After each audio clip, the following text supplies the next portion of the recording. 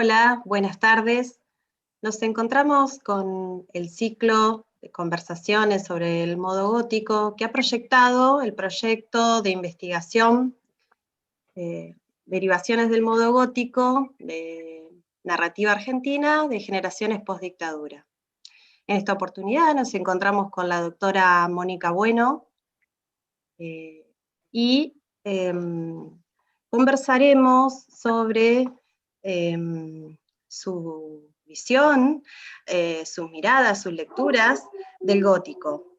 Ella es profesora de literatura argentina de la Universidad de Mar del Plata y podríamos decir que es una gran investigadora. Uso este apelativo porque realmente, como Chitrik ha citado y se ha referido a su labor como una mirada acerca de la literatura argentina que restituye aquellas obras que nos ayudan a barajar y dar de nuevo la historia. Por ejemplo, es especialista en la obra de Macedonio Fernández y hace poquito editó un libro que recopila, relee y nos ofrece la obra de Alfonsina Storni de teatro, algo casi olvidado, así que con mucho gusto. Y bueno, para nosotros el Cursa es una amiga que ha venido en varias oportunidades a brindarnos seminarios, conferencias, charlas de café, que en aquella oportunidad los que fuimos alumnos tuvimos el placer de escuchar. Y bueno, y para nuestro proyecto es nuestra asesora, nuestra guía. Ella nos ha regalado un bellísimo prólogo a nuestro libro que los invito a leer, Exceso y Transgresión, que fue el producto de la labor colectiva del primer proyecto. Hola Mónica, ¿cómo estás? Bueno, hola Natalia, presentación hiperbólica, exagerada, pero te la agradezco. Y la verdad también te agradezco la invitación. Yo no soy una especialista del gótico, ni mucho menos, ustedes son los especialistas, pero bueno, pero me acerco a lo que ustedes están haciendo y me interesa mucho, por supuesto. Bueno, lo primero que vamos a charlar es una cita tuya que has referido acerca del policial. Has dicho que el policial en la literatura argentina tiene una larga tradición, pero no solo por sus particularidades, sino también por sus usos y desvíos. Entonces te pregunto, el gótico, ¿qué lugar tiene en esos usos y desvíos? Bueno, en principio, esta idea de los desvíos del policial viene de Borges. O sea, el primero que conoce bien el policial y lo usa y lo desvía para otras formas. Vos pensás, por ejemplo, en El Fin, ¿no? El cuento de Borges sobre Martín Fierro, que él lo que hace es utilizar el policial para darle al lector las pistas de que ese gaucho que llega a conversar con el moreno es Martín Fierro, pero usa un elemento del policial, pero no es un cuento policial. Entonces, ahí hay una cuestión muy importante sobre el tema del desvío que Borges utiliza, y que el hijo directo de ese desvío, además de muchos escritores, ¿no? Es Piglia. Piglia también pertenece a esa genealogía del uso del policial y del desvío. Después la otra cuestión del desvío de los géneros también es una larga tradición en la literatura argentina. Esto de la genealogía del libro extraño, ¿no? Siempre es un libro desde Sarmiento, ¿no? Que no se acomoda a los moldes genéricos de la época. Con respecto a la relación del desvío del policial y el gótico, uno podría, si entendemos el gótico no en el sentido, digamos, determinante del origen del género, sino en la reactualización permanente que tiene todo género, uno podría pensar que en la historia de la literatura argentina hay algunos escritores que toman el gótico, Juana Manuela Gorriti, por ejemplo, sí, y que a veces lo hacen funcionar de una manera enigmática que los acerca al policial. Entonces, bueno, Juana Manuela lo pensé como en Sueños y Realidades, por ejemplo, con la cuestión de la atmósfera y porque es una escritora romántica. Entonces, la relación del romanticismo con el gótico, bueno, Claro. es evidente. Pero me interesó también marcar dos escritores más, que son Eduardo Holmberg Ajá. y Attilio Chiappori, que es menos conocido que Holmberg. Porque me parece que tanto uno como el otro hacen una relación del gótico con el policial y con lo que Holmberg llamaba la ficción científica. Sí. O sea, es algo bien de fin del siglo XIX en el caso de Holmberg y principio del XIX, de principios del XX en el caso de Chiappori, y esa conjunción hace que los géneros se hibriden. Yo, en el caso de Holmberg, había pensado en un texto de él que se llama Horacio Calibán y los autómatas, con un título más largo inclusive, pero... Y ahí lo que él hace es trabajar con la figura del autómata. Sí. No voy a spoilear No, el está bien. relato, que ustedes lo lean, pero él Sí. trabaja con la figura del autómata como un otro que es inquietante y que crea una atmósfera. Ujú. Y él lo pone a funcionar porque él ha escrito ficciones, estas ficciones científicas, como Un viaje a Marte, ¿no? El maravilloso, el viaje maravilloso del señor Nick Nack, lo llama Holmberg esa novela. Esa es bien una ficción científica a lo Verne, como corresponde a la época. También ha escrito relatos fantásticos, como La pipa de Hoffman, por ejemplo, pero este texto es un híbrido. ¿Por qué? Porque uno puede decir, bueno, es una ficción científica, los autómatas no existen, pero la ciencia puede construirlos, de hecho es un científico el que crea estos autómatas, pero la historia lo que nos muestra, más allá de la cuestión de la ficción científica, es algo que el gótico tiene como esencia, que es el terror. La idea del terror de ese otro que no se diferencia del humano. Porque Sí. lo que cuenta en esa historia es que son autómatas, pero vos no te das cuenta que son autómatas. Claro. No es el típico robot, o sea, actúan como seres humanos, pero en realidad son invenciones de un ser humano que en un momento dice, tengo el mundo en mis manos porque los manejo con mis autómatas, dice el personaje que los ha creado. Entonces, a mí me parece que hay algo funcionando en esa relación de la ficción científica que Holmberg inventa, porque él era un científico además, y una forma del gótico, ¿no? que está fundada en eso. El otro, yo había marcado acá en Holmberg también la utopía política, ¿no? Porque como que abarca muchos géneros, que eso también es una pista para pensar el gótico en relación con él, ¿no? Él, todos los géneros que sean de mucha imaginación los aborda. El otro escritor, Attilio Chiappori, también es un escritor que juega con un borde, y justamente una de las obras más importantes de él se llama Borderland, o sea, la tierra límite, la tierra del borde, y esa tierra, que bueno, que es un juego que él va a hacer, son varios relatos que además él conecta, que era muy de la época, eso de hacer relatos, pero conectados por los personajes. Tiene una, o sea, en realidad son cuentos, vos los podés leer en forma independiente, son 6 cuentos, pero el personaje de un cuento, la hermana de ese personaje aparece en otro cuento y ahí se van conectando, ¿no? Pero también lo que hace es una cosa con la atmósfera. Y la dualidad acá es entre lo científico y el espiritismo, que también es algo de época de Chiappori. Chiappori fue un personaje importante, después se lo olvidó, pero un personaje muy importante, un escritor muy reconocido en la época.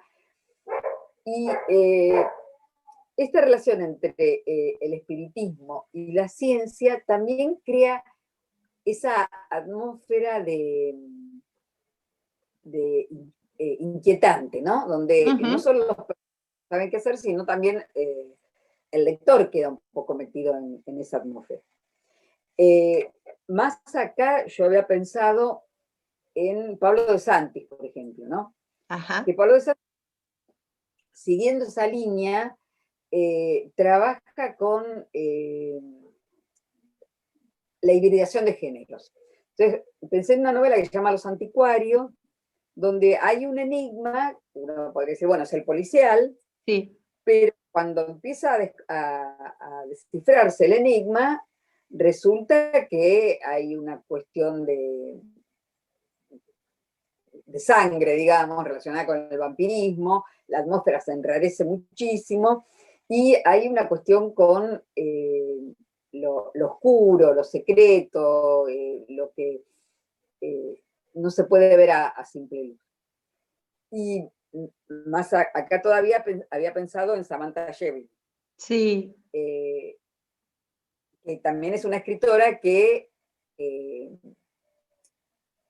juega con la atmósfera, ¿no? Ujú. Y lo auditorio, ¿no? Tanto que yo en Distancia de Rescate o en Sí.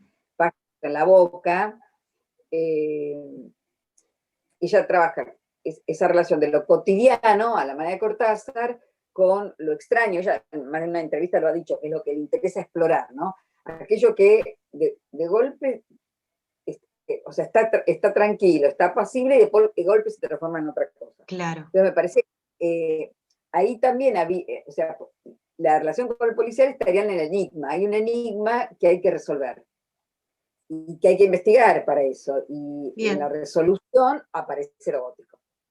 Bueno, y también te has referido a la obra de Silvina Ocampo como el gótico campero. ¿Podríamos pensar que también es una derivación del modo gótico? Esa determinación, eso, claro, lo comenté en el curso, pero esa categoría no es mía, Ah, es de María Negroni.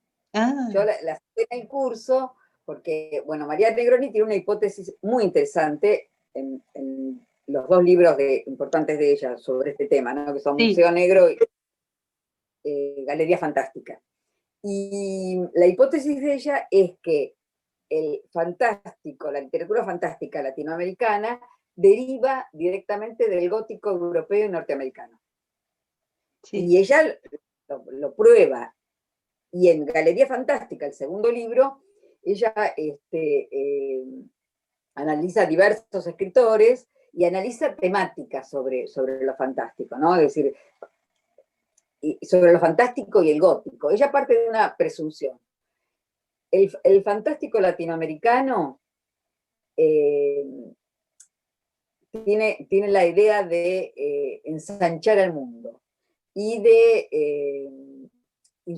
mostrar la insubordinación que el mundo puede tener, sí, dice ella. Entonces, eso, dice ella, es del gótico. Y lo que el gótico hace, o sea, lo que los escritores latinoamericanos hacen justamente es un desvío, una resignificación. Bueno.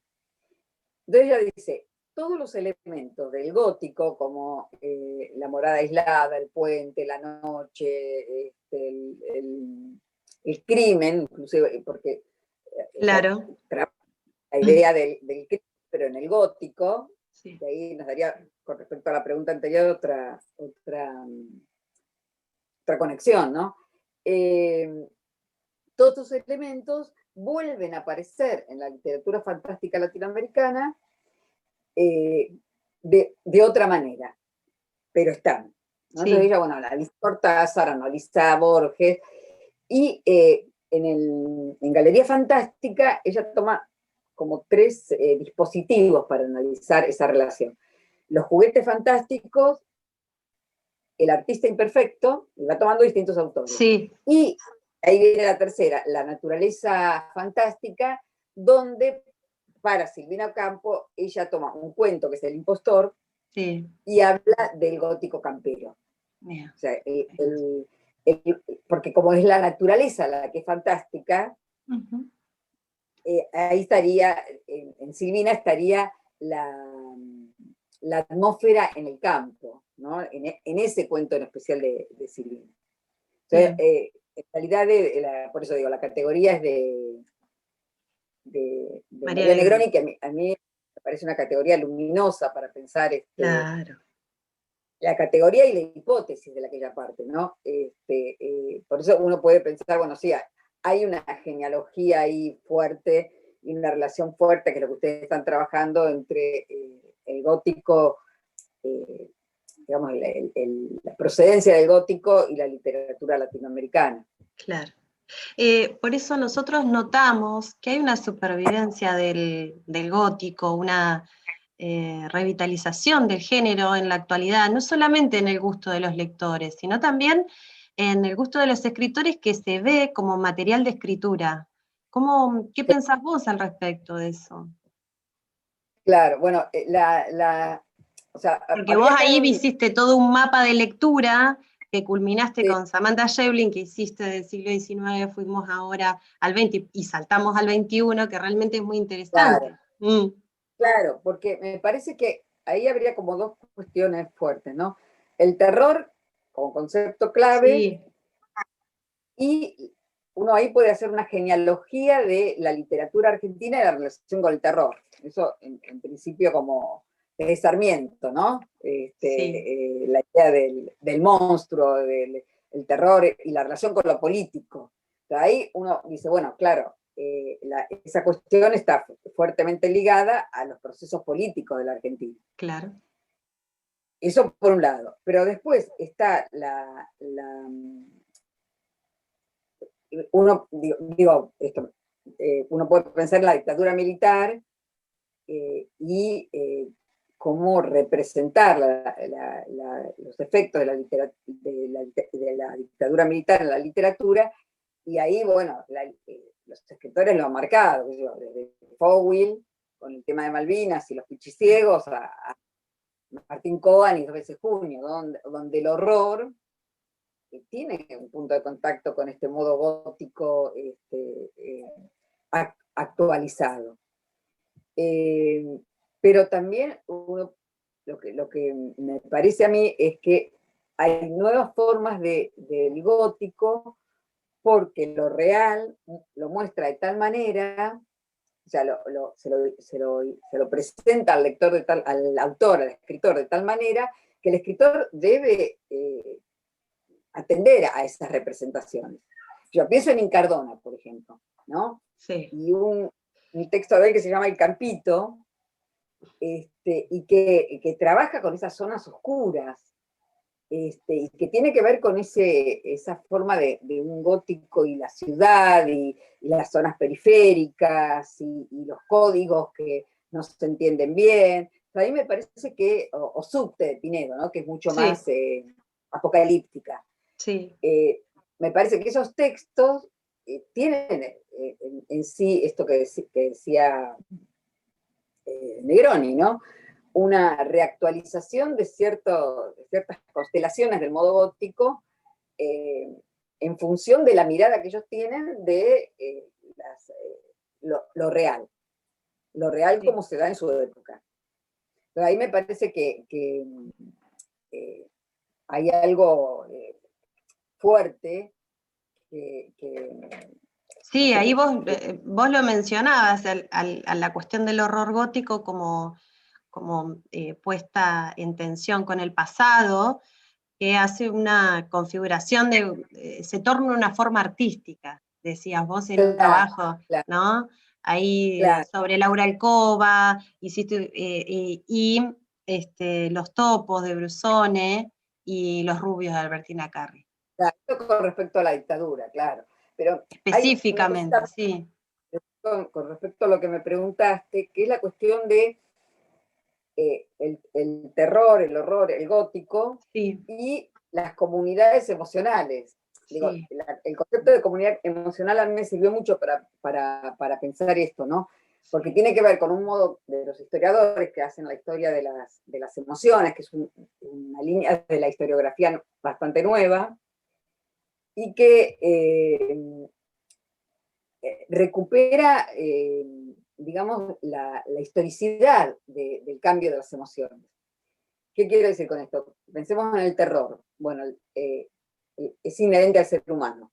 Es una emoción inherente al ser humano el terror. Pero siempre el terror nos produce frente a las más cosas, todos los seres humanos en todos los tiempos, No.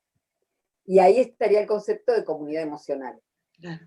que tiene que ver con los tiempos históricos, con los cambios de esos tiempos históricos, y con el cambio de las reglas que esa comunidad le pone a las emociones. Cómo se puede mostrar una emoción, cómo no se puede mostrar, y qué se hace con esa emoción. Entonces, esos cambios implican también un modo diferente de representar. O sea, el gótico sigue, me acuerdo de Borges que se enojaba mucho cuando decían que el policial iba a morir, ¿no? Bueno, el gótico sigue, esto es lo mismo, Sí, pero claro. se respeta todo el tiempo, porque la comunidad emocional cambia. Vos pensás cuánta literatura va a salir después de 2020. Claro. Ya está saliendo, ya está saliendo. Que Sí, tiene que ver con un modo nuevo del terror. claro. Que algunos relatos de Philip Dick o de Thomas Pynchon por ahí habían podido imaginar, o sea, escritores de ciencia ficción, suponete, pero que nunca llegaron a este estado de cosas que nosotros estamos viviendo. Entonces, me parece que ahí el terror en este año va a tener como un corte y una nueva resignificación, y estamos constituyendo una nueva comunidad emocional en ese sentido. Entonces la literatura va a responder a eso también, de alguna manera, Bien. ¿no? Y bueno, y vos me hablabas de Alcoba y de los autores que he trabajado, que yo los reuní, tomé esos tres, pero bueno, muchos más, por supuesto, pero en relación con la cuestión de hijos, ¿no? Los hijos de la dictadura.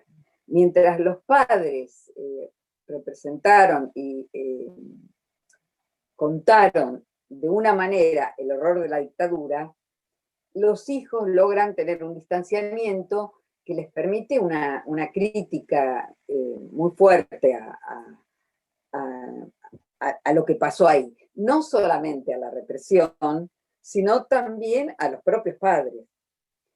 Y además ellos se permiten otra cosa que me parece muy interesante a mí, se permiten la parodia y la ironía. Muy Entonces, discutido. muy discutido, Muy discutido entre las claro, dos generaciones, por supuesto. seguro. Claro. Mm. Mientras en una está la tragedia, en la otra no es que no esté la tragedia, pero la Claro. manera de representar eso Sí, sí. difiere. Y por eso, bueno, lógicamente ha habido muchas polémicas respecto Mm. de esa situación. Martín Coban tuvo una polémica fuerte al respecto, con la película de Albertina Carri. Sí.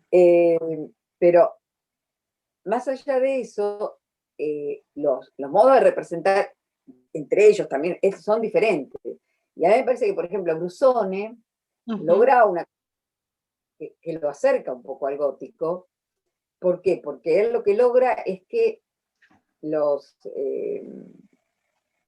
es decir, la cuestión del relato que él va enhebrando de una manera muy particular, sea una suerte de pregunta por la identidad.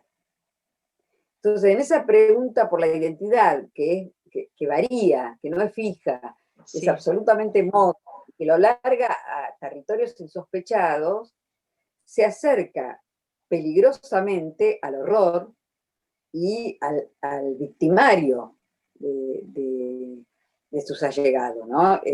Ahí me parece que hay una configuración que valdría la pena por parte de Brusone, me parece inclusive, ¿no? Explorarla, seguir explorando más, porque la novela inclusive termina de una manera, es como una cosa abierta, en donde él, ese narrador en primera, que es el personaje protagonista de la novela, queda en un lugar, que es un lugar muy complicado. Por eso digo, que es pegado al victimario, ¿no? O al Claro, supuesto victimario. claro.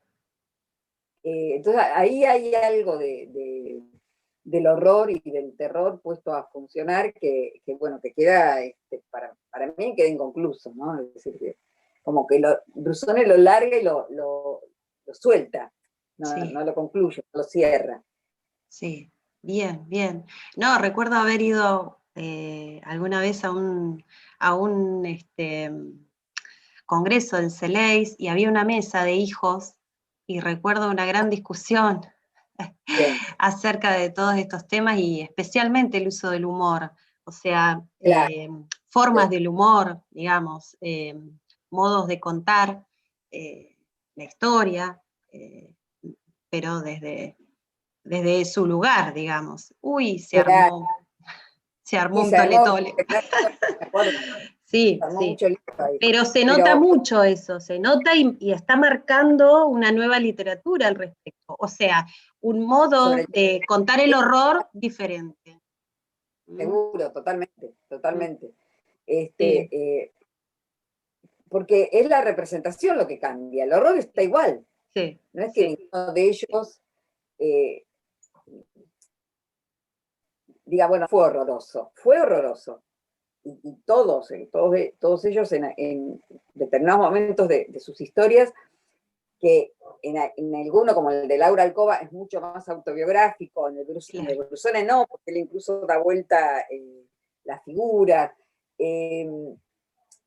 Pero el punto es que ellos tienen una distancia y tienen otra cosa además, que es que ellos no eligieron la situación que les tocó, que eso Laura Alcoba lo pone a funcionar está también, bien, ¿no?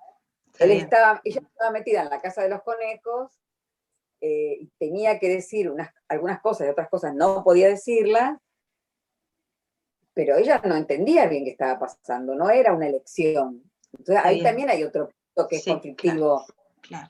para las dos generaciones, ¿no?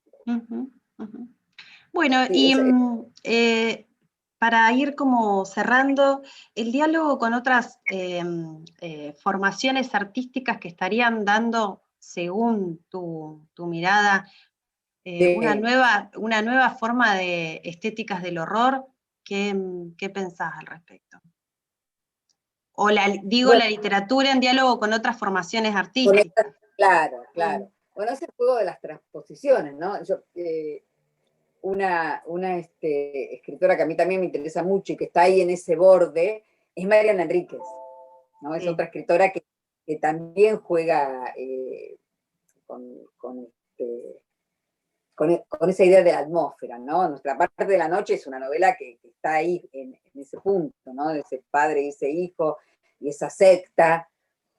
Y a mí lo que me gustó de Mariana Enríquez es que ella, cuando la entrevistan por esta novela y por la historia, arma su propia genealogía, que tiene que ver con,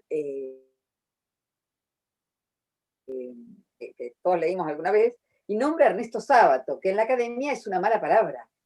Es decir, claro, la deuda de Mariana Enríquez para pensar y para pensar historias y trabajar con ciertas zonas, tiene la marca a fuego que le dejó Sobreres y Tumbas en primer lugar, pero sobre todo el informe sobre ciegos, que está dentro de Sobreres y Tumbas y que además se puede leer solo, y que es una forma de gótico, ¿no? Esos otros tan siniestros, claro. Entonces, a mí eso de María Enrique me pareció interesante porque además pensaba, bueno, hablando de las formas artísticas, en la locura que Ernesto Sábato tenía, donde creo que el primero que se creía las historias que él contaba era él mismo, esa paranoia que tenía, terminó pintando cuadros, cuadros de corte surrealista, están colgados, están en internet, uno los puede buscar, pero que tienen que ver con el horror. Son cuadros que uno no los querría tener en la habitación, ni verlos, porque dan miedo. Entonces, ahí sería la transposición artística del propio escritor, ¿no? Decía María Enrique, dice, bueno, a mí el horror me apareció con Informes sobre ciegos de Sábato. Y quise seguir explorando eso. Y hasta el primer texto de ella que se llamaba El cómplice, algo así, un primer cuento que ella publica. Ella dice, bueno, la exploración del horror tiene que ver con eso. Ahora, Sábato, que inventa esa historia tan particular, ¿no? Porque está metida dentro de una novela que tiene otros elementos más políticos, historiográficos, ¿no? Toda la cuestión de Dorrego, Lavalle. Y el escritor, en su paranoia, termina pintando unos cuadros con unos personajes todos deformados, muy expresionistas, muy Sí. oscuros, que lo vuelven a acercar al gótico desde otra forma del arte, ¿no?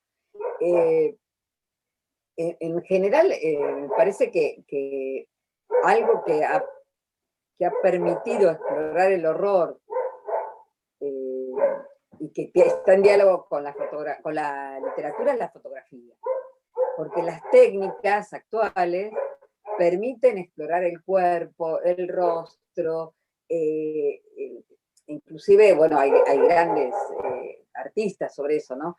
Esta idea de los fragmentos de los cuerpos que se van juntando y arman un cuerpo nuevo, como un Frankenstein. Sí. Me parece que la fotografía es una de las grandes artes para esta cuestión, ¿no? Porque permite construir una mirada a partir de la técnica, pero que promueve otra cosa. Y después lo que pensaba yo con esta cuestión es el teatro. Sí, porque te vi que participaste de unas jornadas sobre miedo y tu mesa era miedo y catástrofe, muy interesante. Claro. Ahí yo en realidad llevé la película de Borges de Hugo Santiago, Invasión. Claro. En relación con el terror también. Pero sí. No, con esto de la transposición, lo que yo pensaba de las formas artísticas, de cómo se conjugan y cómo tienen que dialogar con otras formas artísticas, pero también con lo real, pensaba en el periférico de los objetos, sí, de García Güevi, que no era solamente García Güevi, estaba Tantañán, estaba también Ana Alvarado, pero García Güevi fue el que lo llevó adelante, que fue un grupo que en el origen eran titiriteros del San Martín, y hacían teatro para chicos. Y llevaron esa figura del títere, la llevaron al teatro para adultos. E hicieron, yo vi algunas obras del periférico, y eran muy inquietantes, porque además trabajaban con animales, tuvieron más de un problema. Claro, porque se hacían cosas muy fuertes, pero lo más interesante de la cuestión es que utilizaron el títere como una figura infantil, alegre, divertida, para llevarla a una figura siniestra y cuestionar lo humano, cuestionar la violencia,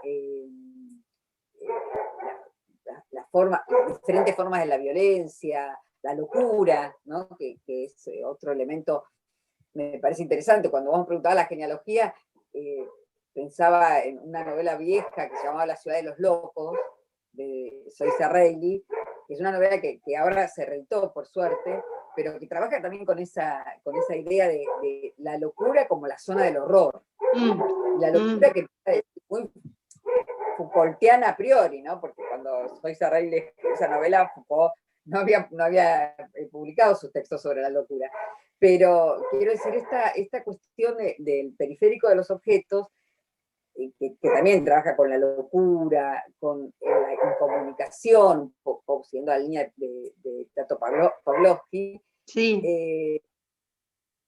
También me pareció como esto que me preguntábamos, ¿no? Es decir, nuevas formas artísticas que son exploratorias, pero sí, que se acercan a esto de lo gótico en relación con esas exploraciones que hacen y los elementos que utilizan para esa exploración, ¿no?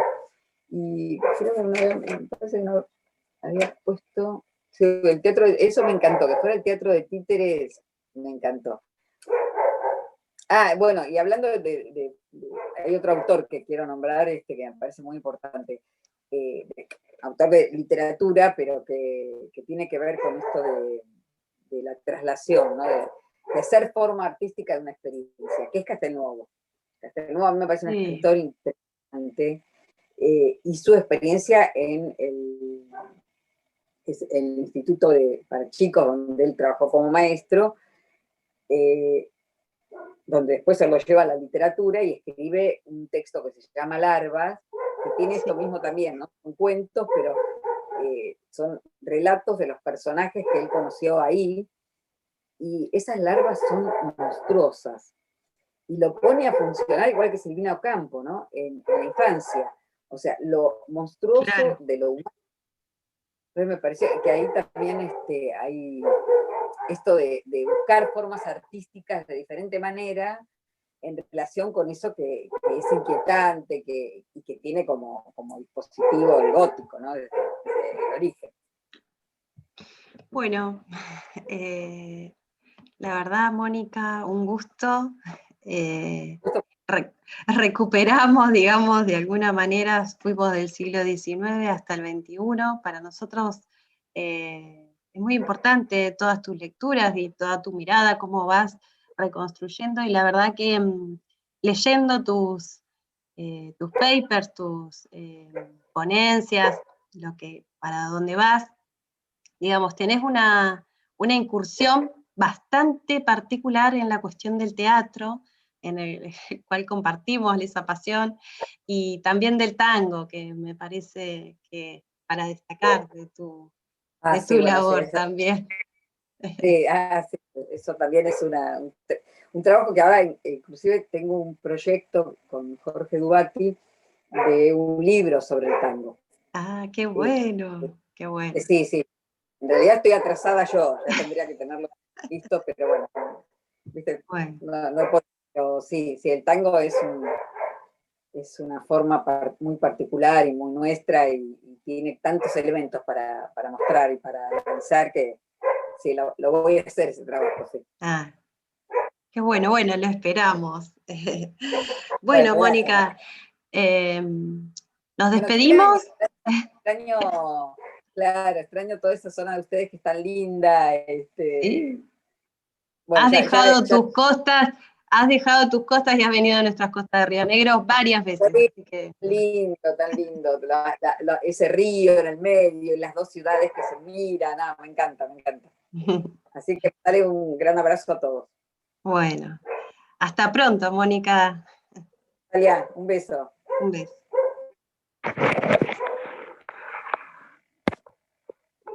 Ay.